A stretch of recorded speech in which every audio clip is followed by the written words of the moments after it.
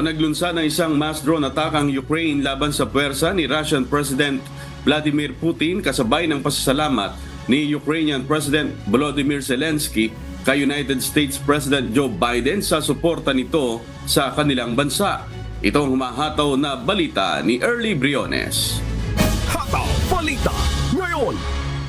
Inilunsad ng Ukraine ang isang magdamag na mass drone attack laban sa puwersa ni Russian President Vladimir Putin na naging sanhi ng pagkasira ng isang pangunahing kumpanya ng langis ng Russia. Ayon sa ilang opisyal ng Krasnodar region sa Timog Russia, ilang bahagi lamang ng pinabagsak na drone mula sa Kyiv ang nagdulot ng sunog sa Black Sea Tuapse Oil Refinery na pag-aari ng kumpanyang Rosneft. Subalit sa isang video footage na lumabas sa publiko, nagpapakita ito ng isang buong drone na umabot sa nasabing oil refinery hanggang sa ito ay tuluyang bumagsak at sumabog.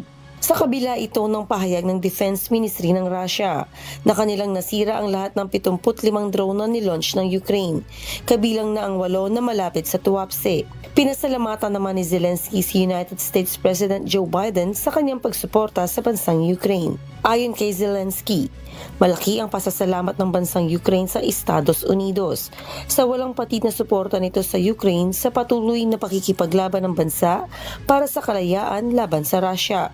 Pinuri rin ni Zelensky si President Biden sa desisyon nitong tapusin na ang pangangampanya at huwag nang ituloy pa ang muling pagtakbo sa pagkapresidente ng Estados Unidos sa nalalapit na US elections.